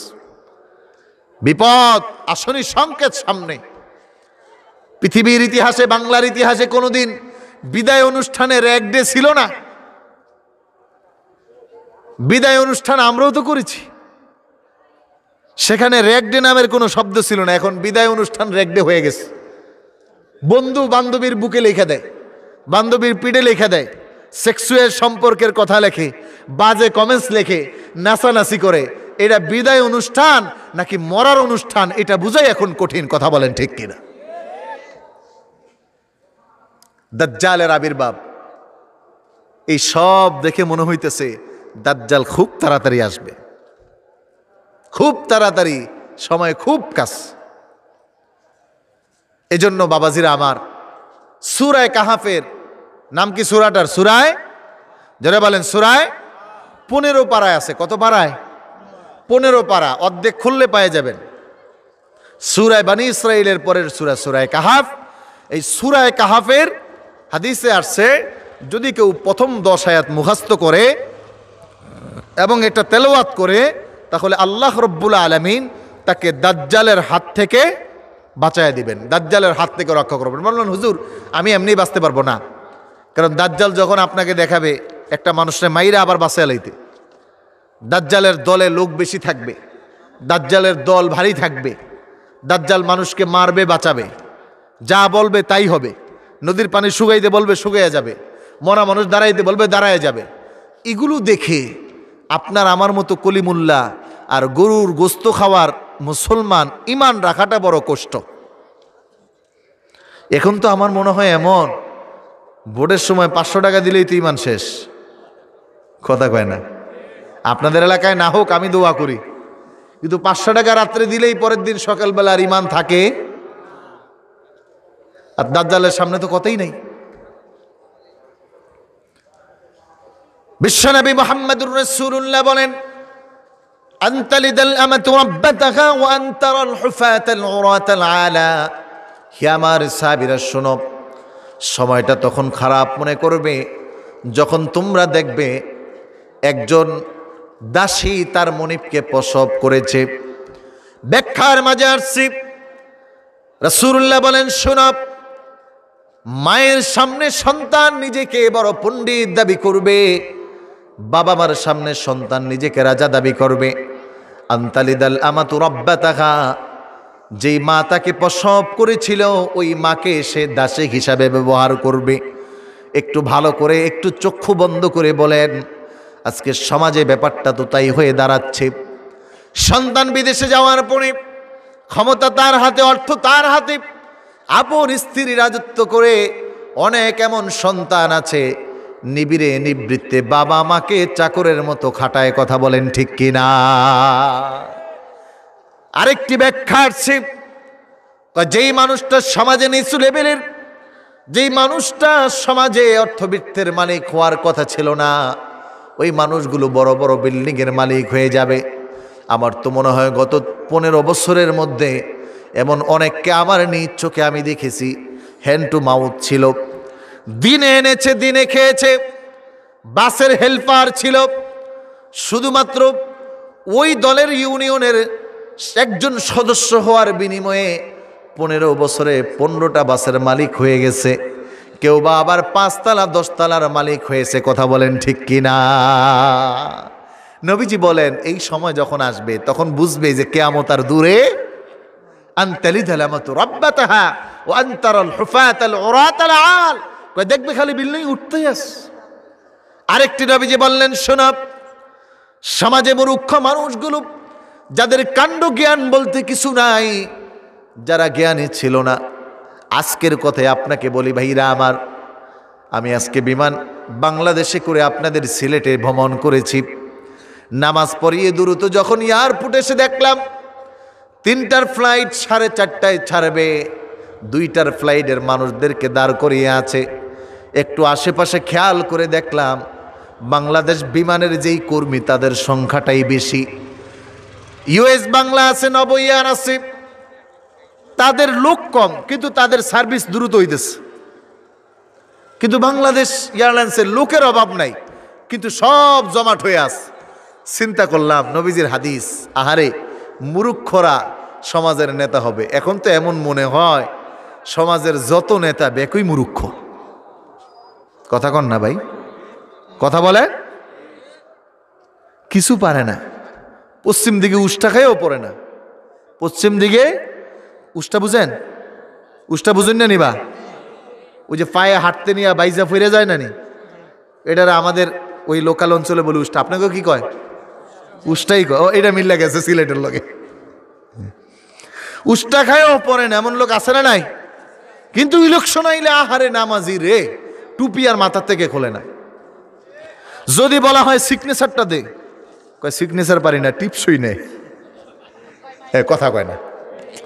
আরে আমি আপনাকে আমি গপ্প করতেছি না তো, আমি হাদিসটা আপনাকে বুঝাইতেছি। রাসূলুল্লাহ বলেন এই মানুষগুলো সমাজের নেতা হবে। এবার আপনি গণেন কয়জন নেতা শিক্ষিত আছে। আমার তো মনে হয় মাঝে মাঝে আমগো বড় বড় কিছু নেতা দেখে মনে হয় গাজা নগদ তাজা খাইয়া আইছে। কথা কোন ঠিক কিনা? বাকি তো খায় না, নগদ খায়। খাইয়াই সংসদে ঢুকে, খাইয়াই পার্লামেন্টে ঢুকে, খাইয়াই কোনো বক্তৃতায় দাঁড়ায়। কথা বলেন? নয়তো এই গাজাখুরির টুপি মাথায় দিয়ে জবানে কি এই শব্দ আসে যে আমি ইসলামের বিরোধী, রাষ্ট্রধর্ম ইসলাম রাখতে দিব না, মুসলমানরা যা করবে তাই হবে না, হুজুর করে রাখবো না, টুপি ওনাদেরকে সাইজ করব। যদি গাজাই না খায় তাহলে কোনো মুসলমানের সন্তানের জবান থেকে এই শব্দ আসতে পারে? কথাটা অনেক কষ্ট হয়ে গেছে, মনে হয় কঠিন হয়ে গেছে। আল্লাহু আকবার। শিক্ষিত মানুষ যদি হয়, ভালো করে বুঝেন, নেতা মিথ্যা কথা বলতেছে তো বলতেই আছে, মিথ্যা কথা বলতেছে কোনো ভয় নাই। এবং এমন সংসদের কিছু তো এমন দেখলাম, আমি সংসদের বিরোধী করতেছি না, এমন এমন সংসদ সদস্য দেখলাম বাংলা পড়তে পারে না। দেখা দেখা রাসূলুল্লাহ সাল্লাল্লাহু আলাইহি ওয়াসাল্লাম যে বললেন ওই সময় আসার পূর্বে মৃত্যুর জন্য প্রস্তুতি নাও। দাজ্জালের আবির্ভাবের বড় একটা কারণ বলে দিলেন, মূর্খ মানুষগুলো সমাজের নেতায় পতিত হবে। আজকে সমাজের প্রান্তটা ঠিক এমন দেখা যায়, খুব বেশি মনে হয় দেরি নাই। এই কঠিন মুহূর্তে যদি বাঁচতে হয় তাহলে আল্লাহ ওয়ালাদের সোহবতে থাকতেই হবে। কথা বলেন ঠিক কিনা? আর কোনো উপায় নাই ভাই। উপায় নাই। আপনি যাবেন, এখন তো 2 নাম্বার হুজুরগো মধ্য বাইরে গেছে। আজকেও দেখলাম এক বক্তা কন্ট্যাক্ট করছে 50,000, অ্যাডভান্স নিছে 10,000। মাহফিলের 2 মাইল কাছে যায় ফোন দিছি, আমি 2 মাইল দূরে আছি, 30,000 না পাঠাইলে গাড়ি অন্যদিকে ঘুরবো। আহারে বক্তা! আল্লাহু আকবার। আল্লাহ আমাদের এই সিলসিলাকে হেফাজত করুক, বলুন আমিন। আরে জানেন ভাই, ফুলতলি, সরসিনা, জনপুর, সোনাকান্দা এই সিলসিলার কোনো বক্তা আমার জানা মতে ডাইরেক্ট কন্ট্যাক্ট করে? ধরে বলেন করে? তবে যদি 2-1 জায়গায় করে তাহলে সেটা বিপদে পড়া করে। এরকম বিপদে আমিও কয়েকবার পড়ছি। সিলেটে আইসা ঢাকা থেকে গাড়ি আনছি, 4,000 টাকা দিচ্ছি। আবার এমন আসছে যে বান্ডিল খুব মোড়া করে দিচ্ছে। আপনারা রাগ করেন না, আপনাদের বদনাম বলছি না, সবাই তো এক না, বাস্তবতাটা বলতেছি। যে খাম দিছে এটা খুব ভারী। বললাম কত দিছো? কা হুজুর 15,000। বাস আমার হাদত হলো, আমি টাকা দেখি না, জিজ্ঞাসা করি। পরে খাম খুলতে নিছি, এখন একটা খুললাম খাম, দেখি পরে আবার খাম, আবার আরেকটা খুললাম, এরকম গনছি। খাম খুলতে খুলতে 7টা খুলছি।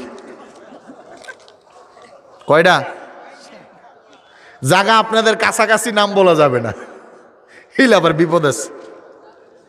7টা খোলার পরে টাকা গয়না দেখি, টাকা আছে 6,000। কয় হাজার?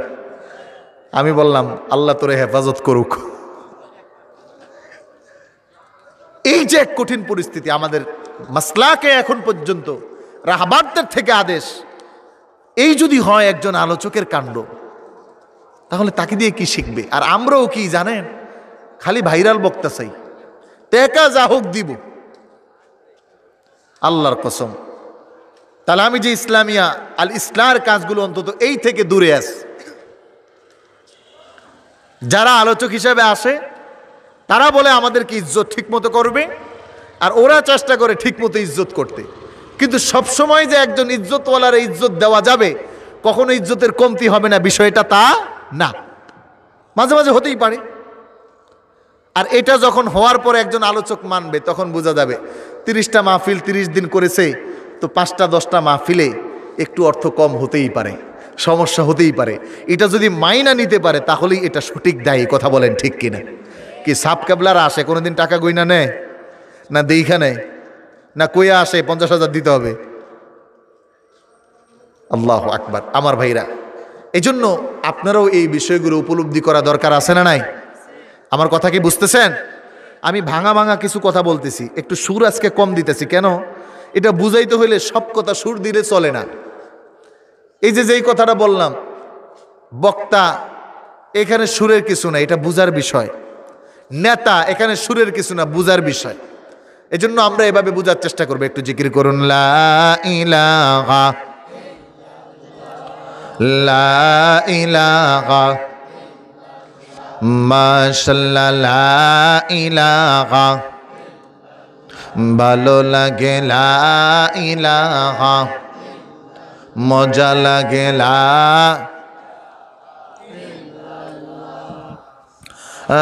ইলাহা ভাই সজ্জত জন্নত বানালো, হাই মনের মতো সাজালো। সেই জান্নাতে পা দেওয়ার আগে, সেই জান্নাতে পা দেওয়ার আগে আল্লাহ আজরাইল পাঠালো, লা ইলাহা লা ইলাহা লা ইলাহা ইল্লাল্লাহু মুহাম্মাদুর রাসূলুল্লাহ সাল্লাল্লাহু আলাইহি ওয়াসাল্লাম। আমার ভাইরা, আমার বন্ধুরা, বিশ্বনবী মুহাম্মাদুর রাসূলুল্লাহ সাল্লাল্লাহু আলাইহি ওয়াসাল্লাম মুসলিম শরীফে ইমাম মুসলিম রহমতুল্লাহি আলাইহি হাদিস নকল করেছেন। হে আমার উম্মতেরা শুনো, দাজ্জালের এই কঠিন মুহূর্তগুলো বড় কঠিন হয়ে দাঁড়াবে। এই সময়টাতে ঈমান রাখাটা বড় কষ্ট হয়ে যাবে। যদি তুমি দাজ্জালের এই ফিতনা থেকে বাঁচতে চাও, যদি তুমি দাজ্জালের এই মহাবিপদ থেকে বাঁচতে চাও, তাহলে অবশ্যই অবশ্যই সূরা কাহাফের হয়তো প্রথম 10 আয়াত নয়তো বা শেষ 10টি আয়াত তুমি মুখস্থ করে নাও। তাহলে হাদিস থেকে সরাসরি যেটা থেকে দাজ্জাল থেকে বাঁচতে পারবো সেটা হলো দুইটা। সেটা কয়টা? আরো আছে, তবে এই দুইটার মতো না। যেহেতু এই দুইটা মেডিসিন হলো সরাসরি কোরআনের, সরাসরি সূরা কাহাফের প্রথম 10 আয়াত নয়তো শেষ 10 আয়াত। আপনাদের খেদমতে আমার আরজ থাকবে। আলোচনা প্রায় দীর্ঘ সময় হয়েছে, আমি শেষ করে দিব অল্প সময়ে। অনেক আলোচনা আরও ব্যক্তি ছিল, কিন্তু আমার প্রিয় বড় ভাই আছেন, আলোচনা করবেন। এই 10টা আয়াত অন্তত জীবনে আপনি বাংলা হলেও বারবার পড়েন। আপনি আরবি পারেন নাই তো 10টা আয়াতের অর্থ আপনি বাংলায় পড়েন, দেখবেন 1 বার 2 বার 5 বার 10 বার 20 বার দেখবেন 2-1টা আয়াত। যেমন প্রথমটা আলহামদুলিল্লাহিল্লাযী আনজালা আলা আবদিহিল কিতাব ওয়া লাম ইয়াজআল লাহু ইওয়াদা, তার মানে প্রথম আয়াতের অর্থ হলো আল্লাহ তাআলার প্রশংসা করা।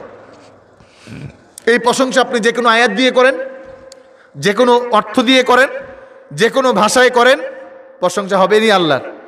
হিন্দু ভাষায় করলে প্রশংসা কার? বাংলায় করলে প্রশংসা কার? আরবিতে করলে প্রশংসা কার? আল্লাহ তো এমন না যে অন্য ভাষা বুঝেন না, নাকি? অতএব এই আমলটা আমরা করার চেষ্টা করব। সম্মানিত হাজিরিন, হাদিসের শেষ অংশে কিছু বাকি ছিল।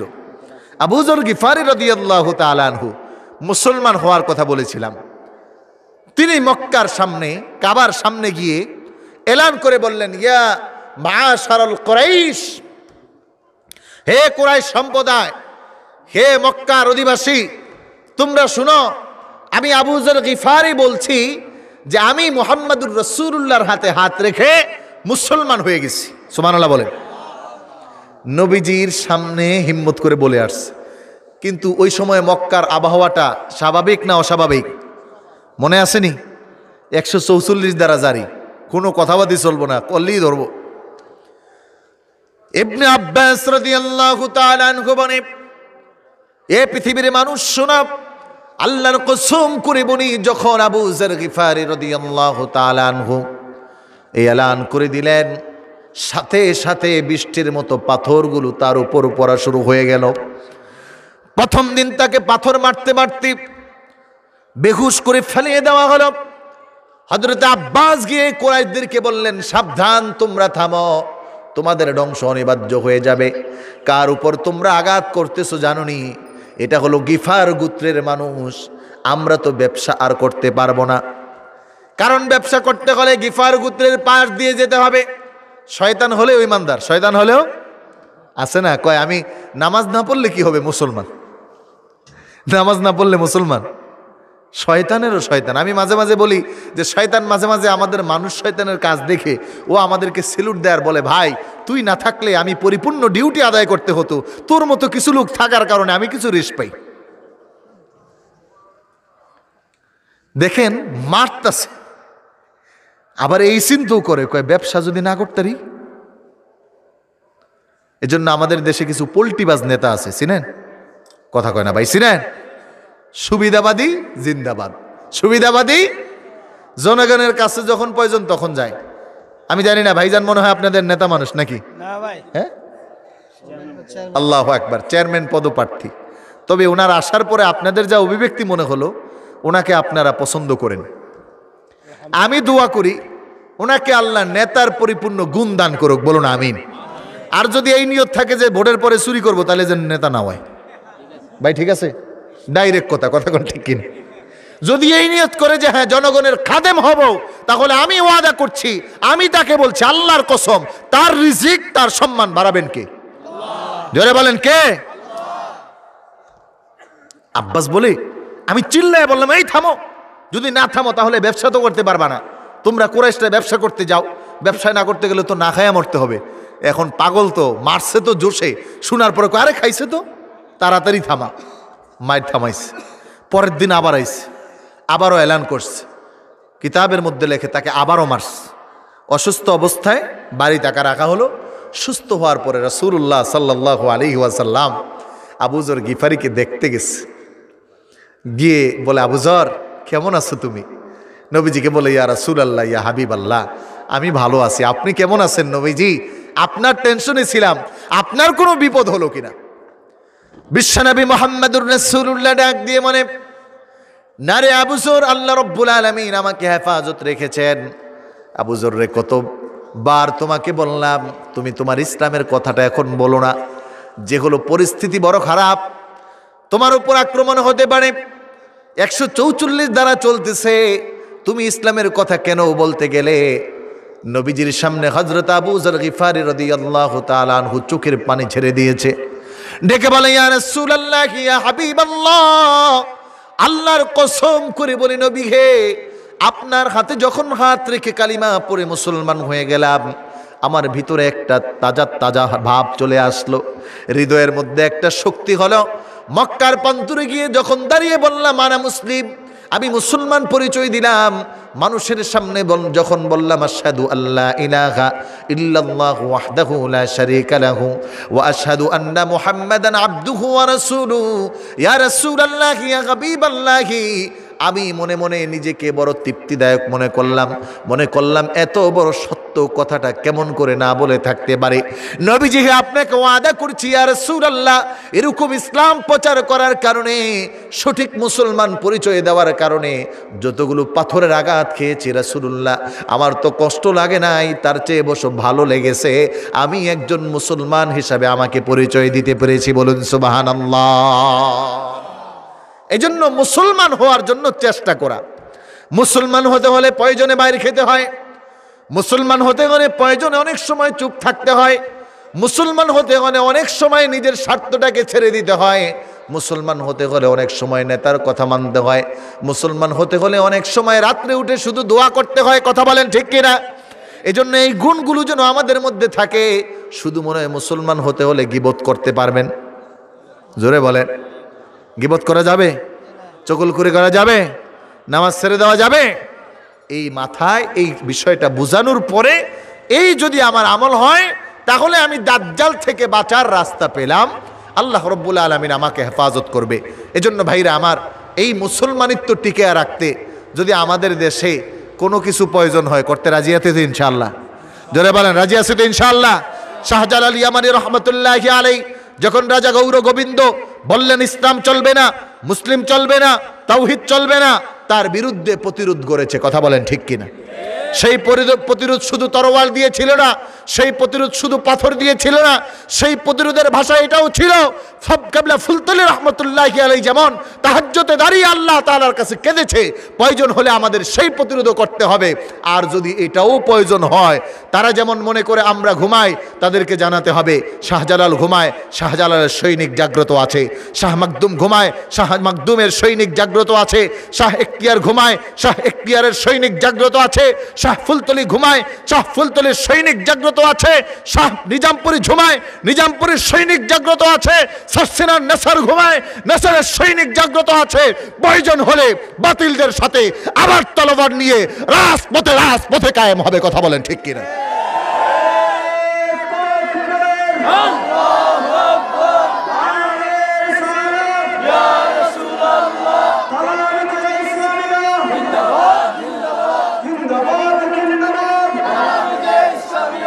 আমার ভাইরা, মনে রাখতে হবে এটা ইমানের দাবি। কথা বলেন, এটা কিসের দাবি?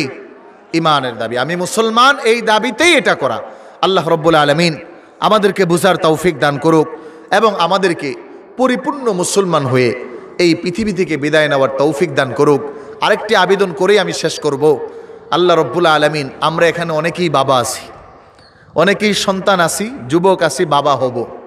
কিন্তু যদি আমি প্রশ্ন করি, এমন কোন বাবা আছেন আপনি তো আপনার সন্তানকে আদর করে বলেছেন, বাবা ভালো করে পড়ো, ডাক্তার হতে হবে, ভালো করে পড়ো, ইঞ্জিনিয়ার হতে হবে, ভালো করে পড়ো, বড় সুনাম অর্জন করতে হবে। কিন্তু এমন কি কোনো বাবা আছেন সন্তানকে বলছেন, বাবা মুসলমান হও, না হয়ে মারা যায়ও না? নাই।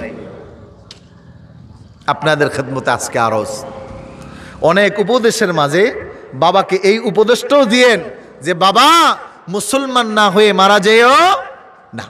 আল্লাহ রাব্বুল আলামিন আমাদের প্রত্যেককে মাফ করে দিক। আমার কথায় যদি কেউ কষ্ট পেয়ে থাকেন আমি ক্ষমা চাই, আমার জন্য দোয়া করবেন এবং আল্লাহ রাব্বুল আলামিন যেন আমরণ পর্যন্ত আমাদেরকে দ্বীনের জন্য কবুল করে।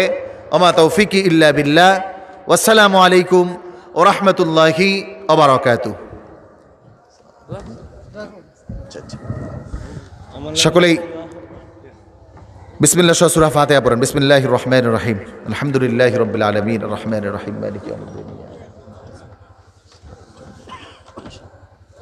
ইহদিনাস সিরাতাল মুস্তাকিম সিরাতাল লাযীনা আন'আমতা আলাইহিম গায়রিল মাগদুবি আলাইহিম ওয়ালাদ-দাল্লিন আমিন। বিসমিল্লাহির রহমানির রহিম। আল্লাহুম্মা সাল্লি আলা সাইয়্যিদিনা মুহাম্মদ আল্লাহুম্মা সাল্লি আল্লাহুম্মা আমিন। ربنا ظلمنا أنفسنا وإن لم تغفر لنا وترحمنا لنكونن من الخاسرين. ربنا آتنا في الدنيا حسنة وفي الآخرة حسنة وقنا عذاب النار. رب ارحمهما كما ربياني صغيرا. আয় আল্লাহ তাআলা আপনি আমাদেরকে মাফ করে দিন। আয় আল্লাহ তাআলা আপনি আমাদেরকে হেফাজত করুন। আয় আল্লাহ তাআলা আমাদের পিতা মাতা দাদা দাদি নানা নানি শ্বশুর শাশুড়ি আত্মীয় স্বজন যারা চলে গেছে তাদেরকে মাফ করে দিন। আয় আল্লাহ তাআলা অত্র এই মাহফিলের আয়োজক বিন্দু যেই যুবকরা আছে তাদেরকে আপনি হেফাজত করুন। আয় আল্লাহ তাআলা হক্কানি শহর পীর মাশায়েখদেরকে আপনি হেফাজত করুন। আয় রব্বুল আলামিন বাংলার এই জমিনকে আপনি দ্বীনের জন্য কবুল করুন। আল্লাহ সকল নাস্তিক মুরতাদদেরকে হেদায়েত দান করুন। হেদায়েতের অযোগ্য হলে আপনি ধ্বংস করে দিন। আল্লাহ তাআলা এই মাহফিলে যারা সহযোগিতা করেছে, আল্লাহ প্রিয় ভাই পাশে বসে আছে, আল্লাহ আর অনেকেই দোয়া চেয়েছে, যারা অর্থ দিয়ে কথা দিয়ে শ্রম দিয়ে সহযোগিতা করেছে, আয় আল্লাহ তাআলা তাদের প্রত্যেকের শ্রম সহযোগিতাকে আপনি কবুল করেন। আয় আল্লাহ তাআলা যারা অসুস্থ আছে তাদের প্রত্যেককে আপনি শিফা দান করেন। আল্লাহ তাআলা আমাদের প্রত্যেকের প্রয়োজনের আয়োজন করে দেন। আল্লাহ আল্লাহ আমাদের সফরকে নিরাপদ করে দেন। আল্লাহ আমাদের প্রয়োজনের আয়োজন করে দেন। আল্লাহ আমাদের স্ত্রী পরিবার পরিজন যারা বাড়িতে রয়েছে তাদেরকে হেফাজত করেন। اللهم إنا نسألك من خير ما سألك منه نبيك محمد صلى الله عليه وسلم ونعوذ بك من شر ما استعاذ منه نبيك محمد صلى الله عليه وسلم وأنت المستعان وعليك البلاغ ولا حول ولا قوة إلا بالله العلي العظيم.